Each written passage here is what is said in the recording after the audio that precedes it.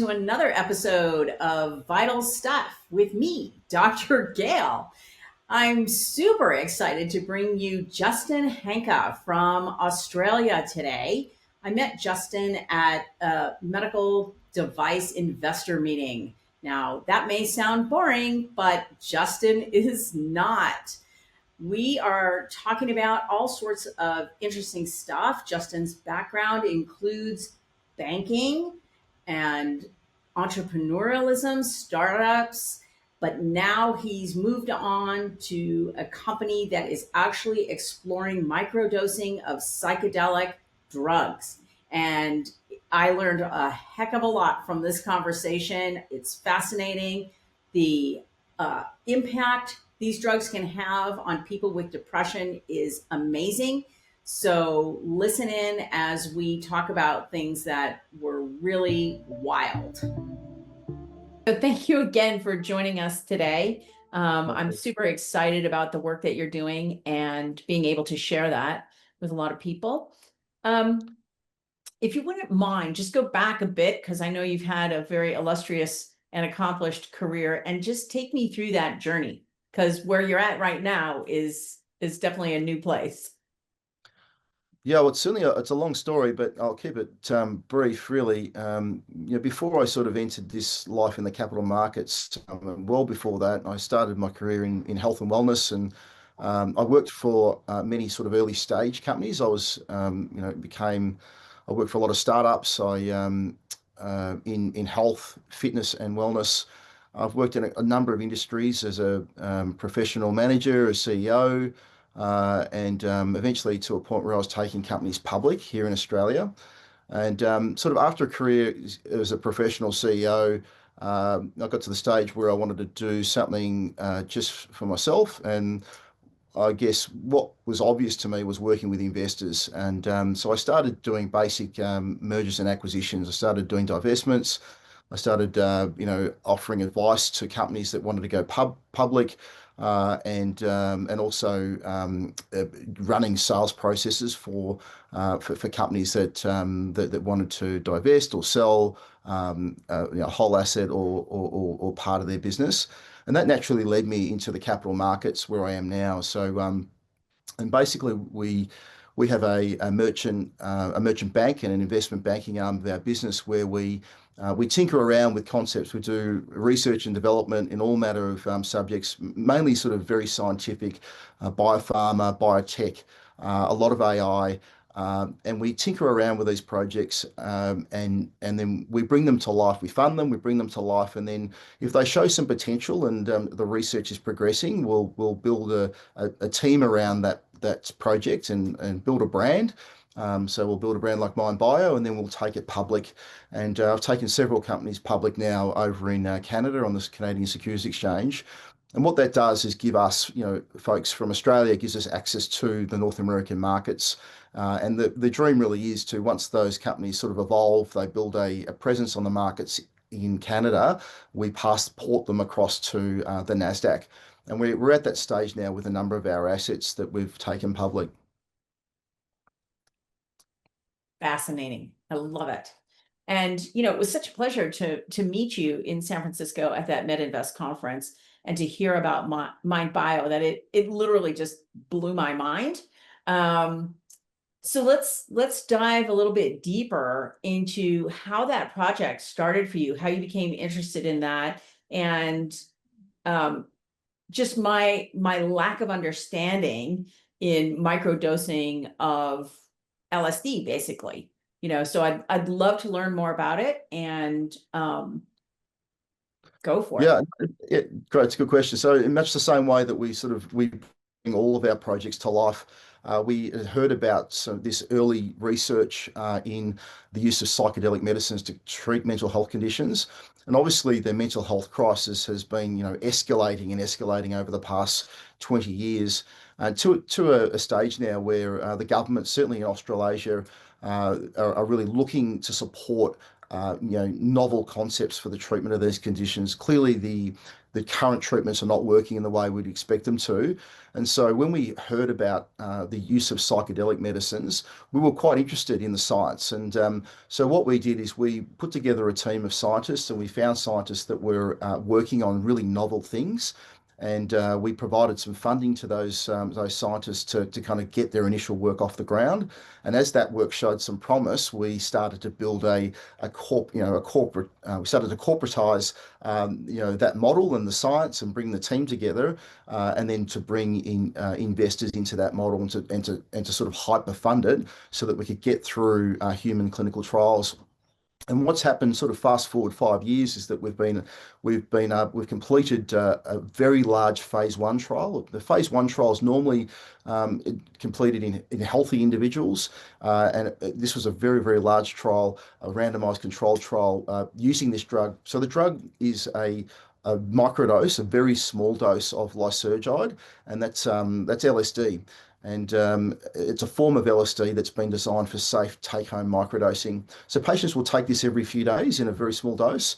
And what we've seen in our phase 1 trial and our phase 2A trial is that even just a microdose of this substance, which is non-hallucinogenic, normally these psychedelics are hallucinogenic in nature. When people take a small dose, they can take it and they can just get on with their day. And it has a profound impact on their mood and their perception and their cognition and thinking. So much so that we consistently see that people, when they ingest this medicine, they have more energy, they feel more creative, they feel more socially connected, there's a whole raft of responses that are really indicative for treating depressive disorders. So we fast forward into a phase 2A trial. That was a trial in depressed patients, and that was very, very successful. And we saw the main indicator we're looking for then is a reduction in depressive symptoms, and that's measured by what we call the MADRS score. And there was a substantial drop, like a 72% improvement in depressive symptoms in that phase 2A trial. We're currently in 2 phase 2B trials. They're randomized controlled trials. One of them is a very large trial in depressed patients, and we're just about to complete that and unveil the results. We don't know what's happening because it's obviously a blinded trial, and we're looking forward to announcing those results probably in October this year. Incredible. And where are you doing these studies? So whilst I live in Melbourne and MindBio is public in Canada, the trials are being conducted in New Zealand. Oh, So we okay. have the support from the New Zealand government. We're the only company in the world to have approvals for the take-home use of this type of medicine. So the New Zealand government decided that to support these trials because of just the state of the mental health crisis in New Zealand. Obviously the suicide rate in New Zealand is unacceptable, and the rate of mental health. The mental health crisis there is out of control. So the government decided to support us. They gave us a few $1 million of funding to do the trials, and we have the approvals for the take-home use. This is a prohibited substance. It's a Schedule 1 drug, and they're prohibited all over the world. You can only Yeah. test them in laboratories, but we're not testing this in the laboratory. We're testing this in the real world, which is a real unique part of what we're doing. It really is. I mean, from my perspective, you're talking to someone who went to UC Berkeley, who is probably the only person on campus that never did drugs, um, and rarely drank. So, to me, it's just astonishing the results that you've seen, number one. And I wonder about how you control it so that people don't abuse the drug, right? Again, it takes me way back to college days when I was working in a lab, an endocrine lab, and one of the PhD students used to take LSD. And he would tell me these stories about how he would drive up on the hill, he would take some LSD and watch all the lights melt together. And it was just scaring the hell out of me. I can't imagine taking a substance that would do that to my body. Um, Yeah. but obviously in microdosing, it doesn't do that.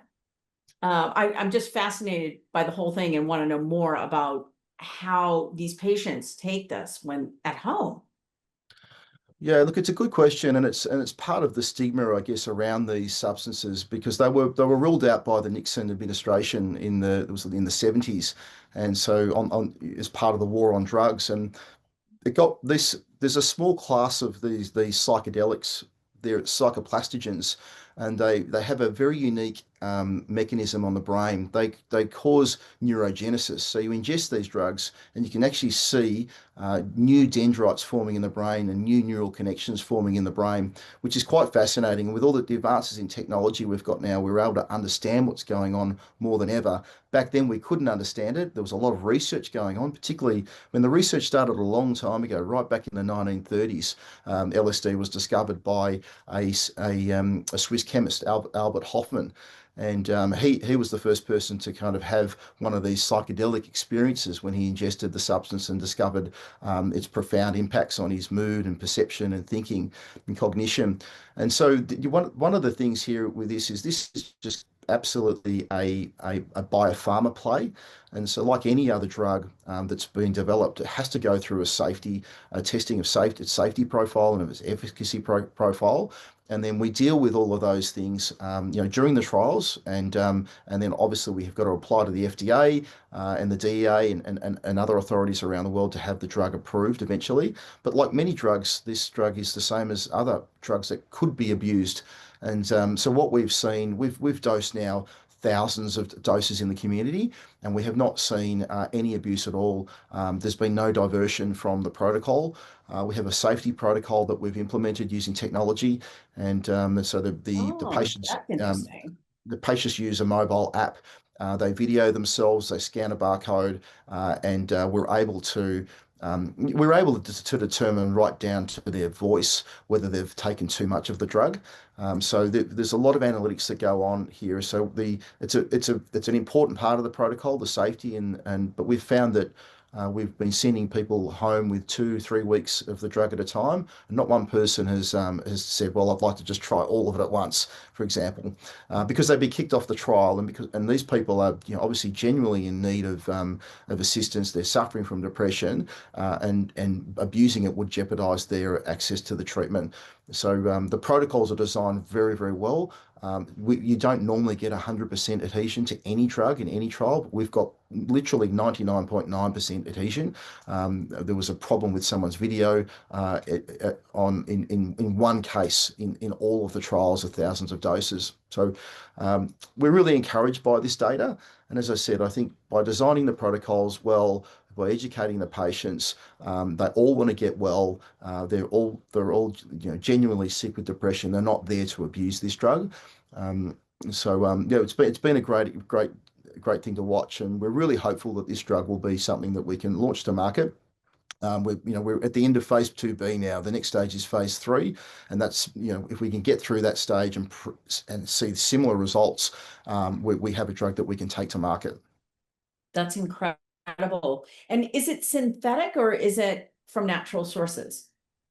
Yeah, so LSD, lysergic acid diethylamide, is derived from the ergot fungus, which is found commonly in rye wheat. And so it's Oh, synthesized from that discovery of the ergot fungus. And it's quite fascinating that LSD is derived from a fungus, because what we see with other fungi and mushrooms and magic mushrooms, we see these right. in certain classes of mushrooms, we see similar properties, similar hallucinogenic properties when people ingest those substances. So it is a very interesting, unique class of medicine, but it is synthetically generated, but derived from a natural source.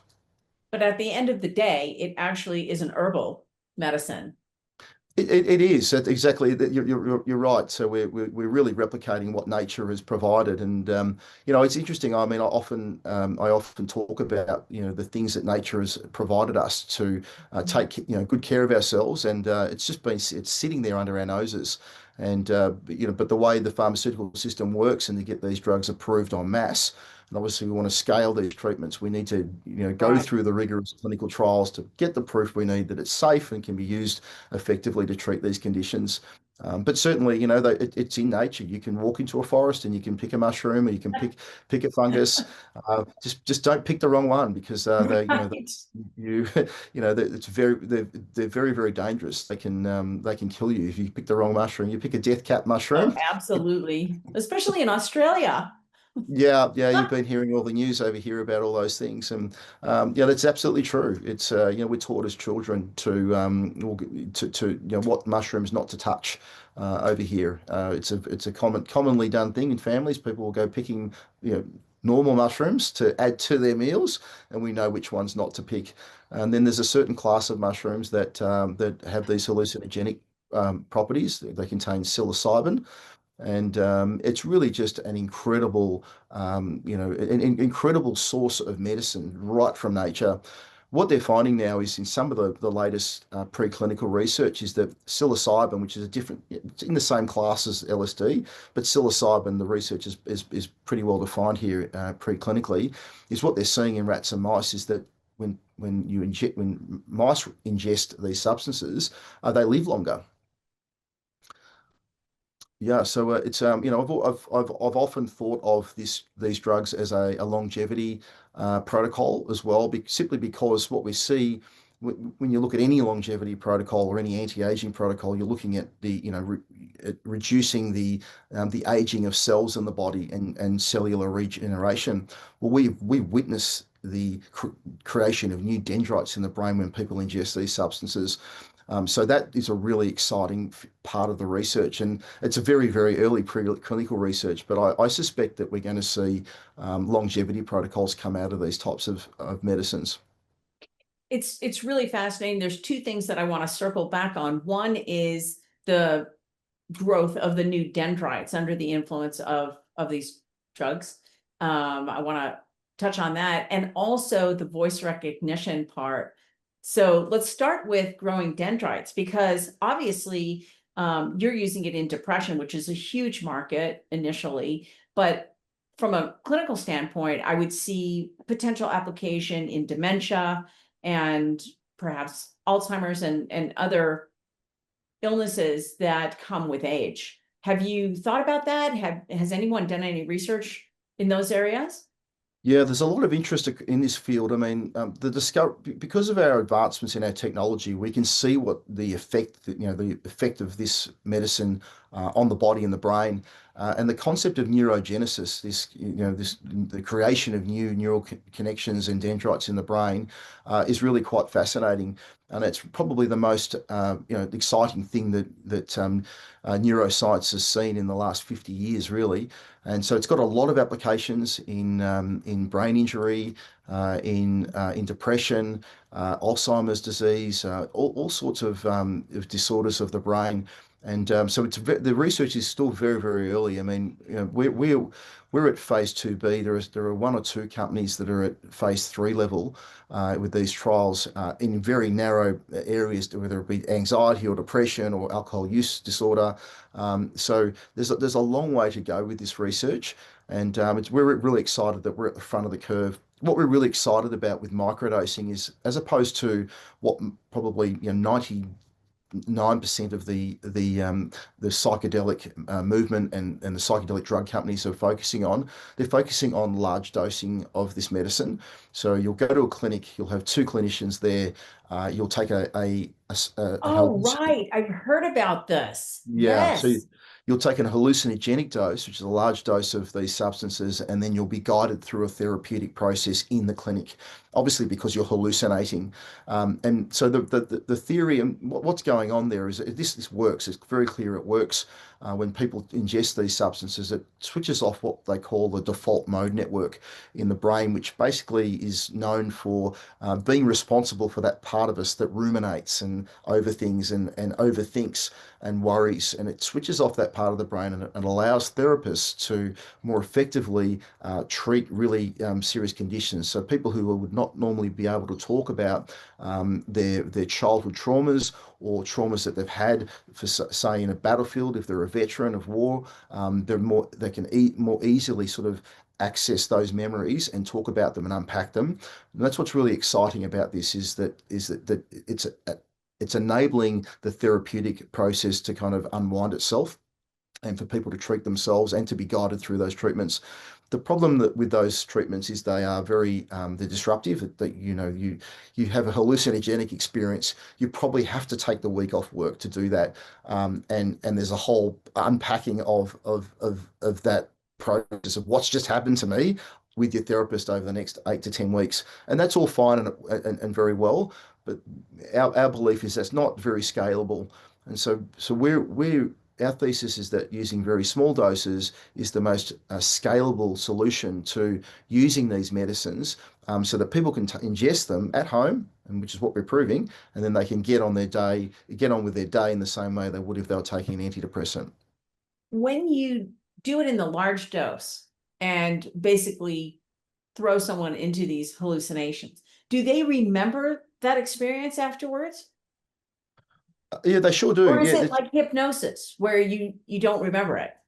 yeah, well, that's an interesting question. So they're really, it's kind of, as I said, there's part of their brain that's switching off when they're doing Right. this. So, and that's really important. I think that's part of why it's so effective. It's allowing them to speak about things they would otherwise be very uncomfortable to speak about. Now, I'm talking about, with a therapist, often, people can't find it difficult to talk about the traumas that they've gone through, like in real detail, and to figure out what's going on.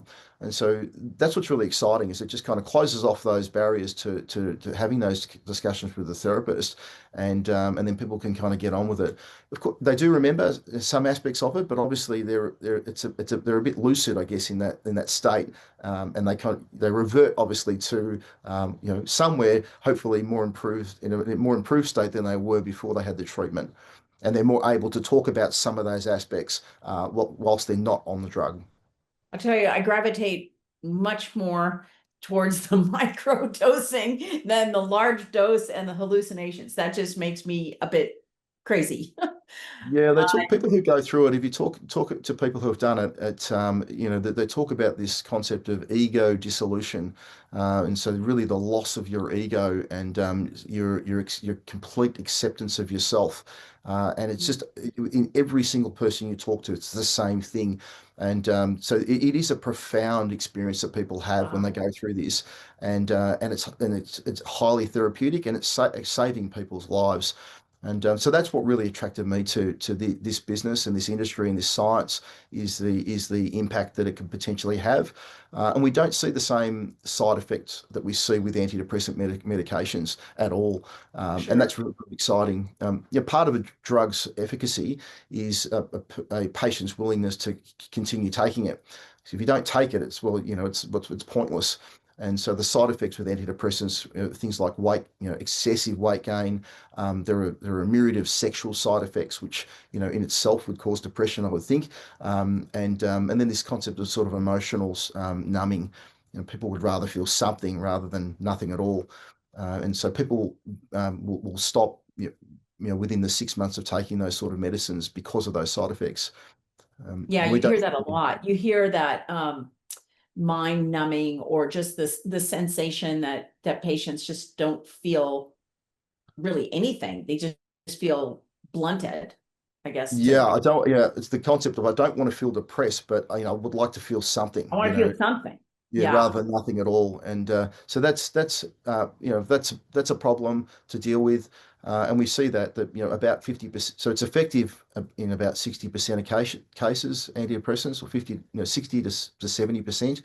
But about 50% of people will withdraw within the first 6 months of taking them simply because of those side effects. And they're very serious. Like people, think that, weight gain, for example. There are other comorbidities that come with weight gain, high blood pressure, high blood sugar, and just really generally feeling lethargic, which kind of spirals. They're already feeling like they've got a lack of energy. It spirals people into this kind of this vicious cycle of this illness. Definitely. It's kind of self-perpetuating. And then the sexual side effects, which are worth noting, it's not just a loss of libido. In many cases, it's a complete inability to orgasm. And so those sort of things, when they're verbalized and people realize what they are, they're obviously those sort of side effects are unacceptable and lead to people just saying, well, I'm not going to take this drug. So Yeah. what's really exciting about microdosing is that none of those side effects are witnessed, and the drug is tolerated very well. We've discovered in about 10% of cases there is an overstimulation effect. We've discovered a gene that some people express where they don't Wow. process CNS drugs as well as, or they don't metabolize these types of drugs as well as other people. So when we discover that drug in testing, sorry, that genotype in testing, we'll dial down the dose. We'll start them on a much lower dose because they kind of get this overstimulation effect, like they've had too many coffees in the morning. So that's the worst side effect we've seen, really, is this overstimulation effect in people that express this particular gene. It's just brilliant. It's really fascinating work. And um, just congratulations to you and your group on accomplishing so much in, I think you said 5 years. Yeah, it's been 5 years, so That's amazing. we're really at a pivotal point now that where we've we're if the results from our phase 2b trials, and we'll be announcing those in October, the top line results, if they are reflective of what we've seen prior to these trials, because the standard of a phase 2b trial is, it's the highest standard of randomized controlled conditions. So it's an indicator to us as a company that this is worth investing further in, because Hmm. there is a massive amount of investment that needs to go into doing a phase 3 trial.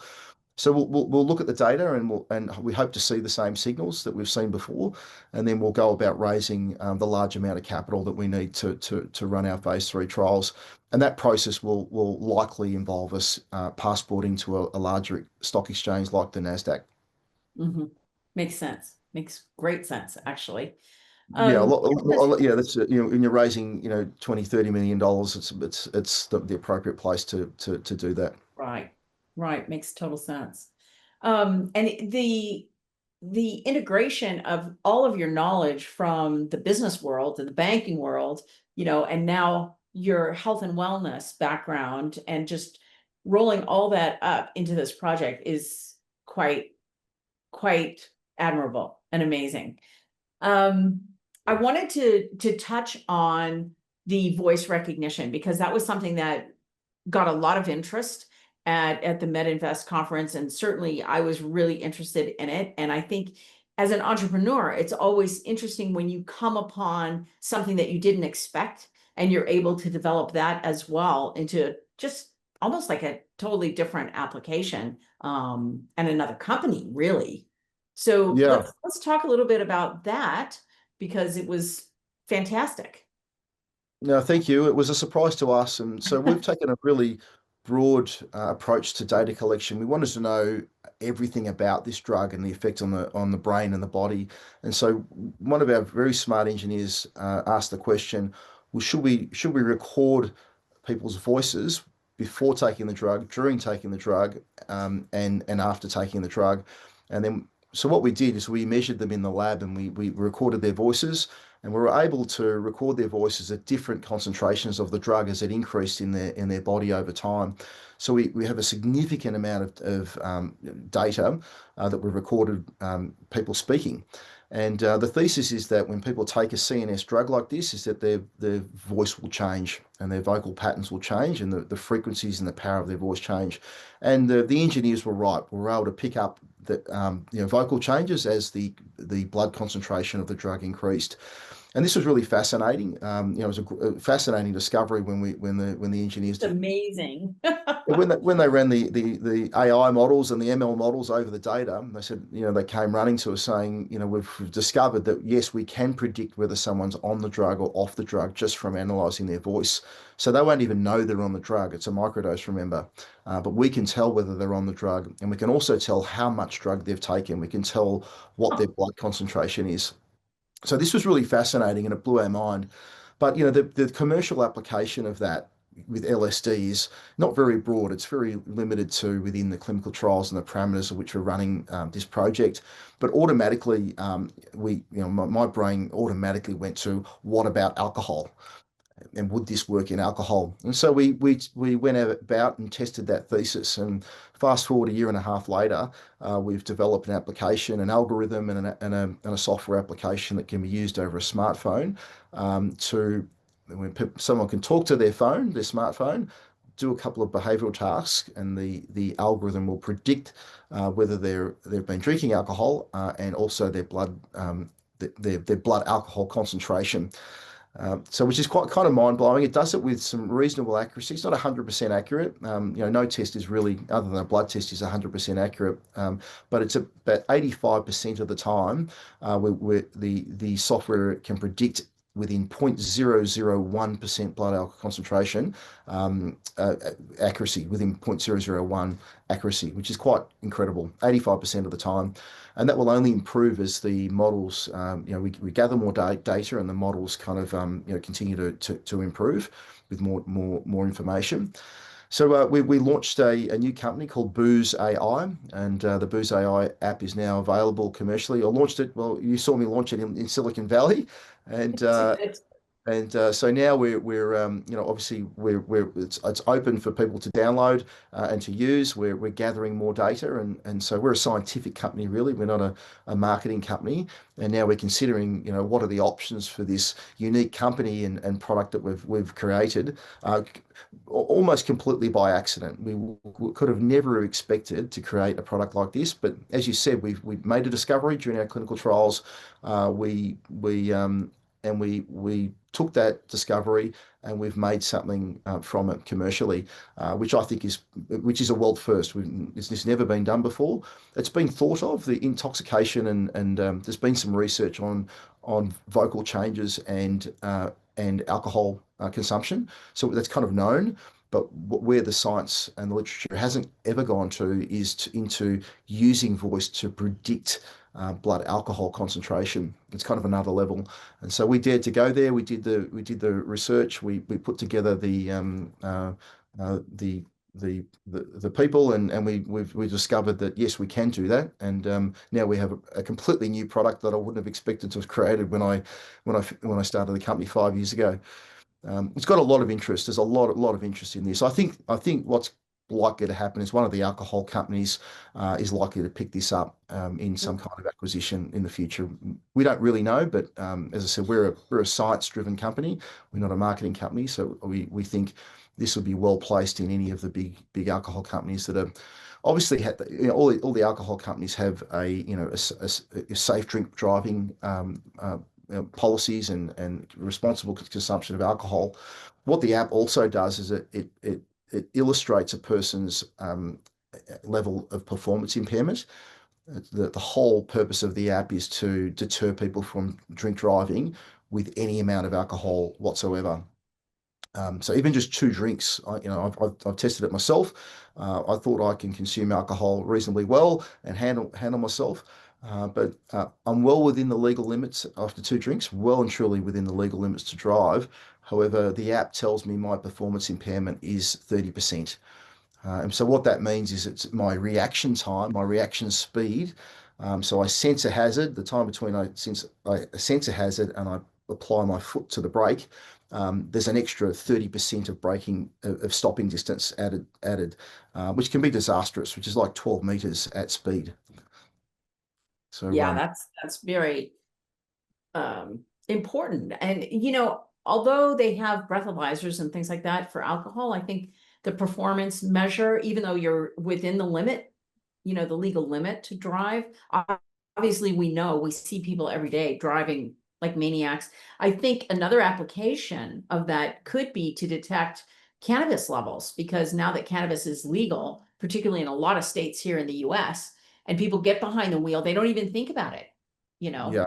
I would love to see what their performance levels really are. And I don't think you can use a breathalyzer to determine that in people who are using cannabis.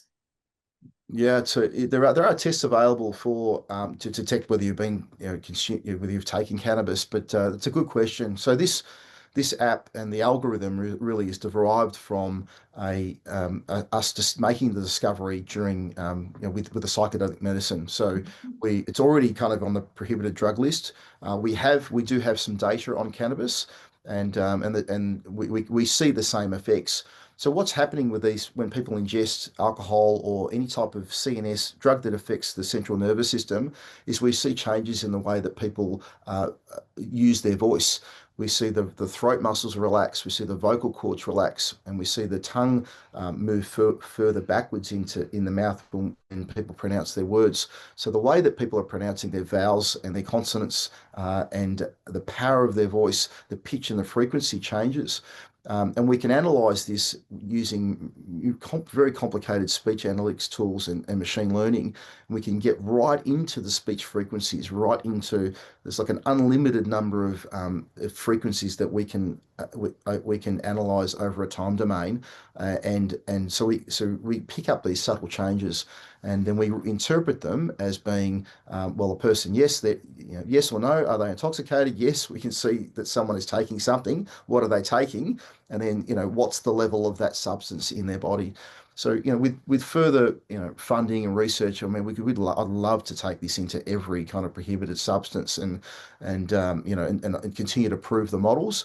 The voice is a really powerful predictor of health. It's probably the most powerful external predictor of changes in internal health without sort of taking a blood test or any type of scan. When you really think about it, we already know from recording a person's voice whether they're depressed. We can assess mood. We can also detect tuberculosis from voice. And so there are there's all sorts of research we'd love to do with this discovery, because we have the base algorithms to be able to understand what's going on with the voice. Obviously, all that requires funding, and so like all companies that have got limited funding, we need to kind of really refine what we Focus. want to do. Yeah, where's the focus? Yeah. I would like with unlimited funding. I'd do a broad brush approach to how does this work across all health conditions. Imagine being able to talk into your phone and be able to predict risk of Alzheimer's or risk of cancer or any other Yeah, it's illness. incredible. You've basically unlocked an entire new area of medicine, right? You And have, yeah. and I love when that happens when you're working on something else. It's just fantastic. You're totally an inspiration to me. I think you're doing things that are definitely on the cutting edge. I'm going to watch you like a hawk because I think you're going to be incredibly successful with both of these ventures. I see incredible utility in medicine and for patients, and um, like I said, I'm just going to watch you as you progress and follow you along. I really appreciate you sharing all of that with me. And is there anything else that you can think of that we haven't covered or that would fascinate me? Yeah, well, look, no, it's been a pleasure, and thanks for inviting me on. It's been great to talk to you about all of this. I think we've covered, pretty much a broad the broad scope of what we're doing at MindBio, and as I said, the next stage for us really is to just keep progressing the science. My approach with this scientific work is that it's kind of binary. It either works or it doesn't work, or we make discoveries and we pivot, and it's a really fascinating process for us to go through. And it's what I've found. I think that the most successful things that I've ever done in my career have been things that have been really novel and being Yeah. sort of entering things where perhaps other people wouldn't touch that field. I've always found I've been most successful when I've ventured into things that are really unknown, maybe have got some stigma attached to them, but ask the question, what can we figure out what's going on here? That's what I really love about this scientific work and this entrepreneurial work. It's complete discovery. It's novel. We really don't know what's going to happen next with these trials until we get the data. Well, I think that you have some very special qualities. You've got courage. You've got, this business knowledge that's very deep. So you understand how to build a business that's going to be successful commercially. And you're open to exploring those things, like you said, that might have some stigma attached or that other people aren't willing to go there. And that ties back to the courage in the beginning. So I just found your talk at the conference really inspirational. I admire what you're doing. And again, just appreciate you spending the time to go a little bit deeper on these things. Your website is up there, mindbiotherapeutics.com. Is that the best way for people to get in touch with you or to find out more information? That's the best. That's the best way for us to get in Okay, touch with great. us. Yeah. It's been a That's pleasure great. talking to you. Thanks, Gail. Likewise, I hope we can have an update soon. We will certainly. I think when the phase 2B data comes out, I'd Yeah, love to roll through that with you. I mean, you'll understand it. You're a medical you're a medical doctor, right? surgeon. Yeah. Surgeon. You're a Mhm. surgeon, so yeah, you'll be able to understand the data better than anyone. Love to present that to you. And as I said, we don't know what that's going to look like, so this is completely greenfield. We're hopeful that it's going to be what we think it is, but what I'm we'll probably make some discoveries that will surprise us as well, and that's Well, exciting. that's the best part about being an entrepreneur. Yeah, 100%. The Yeah, vast unknown. Well, there's a take lot of unknown. care. Take care, Yeah. Justin, and Thank thank you. you again. Okay. Thank you. Bye now. Bye-bye.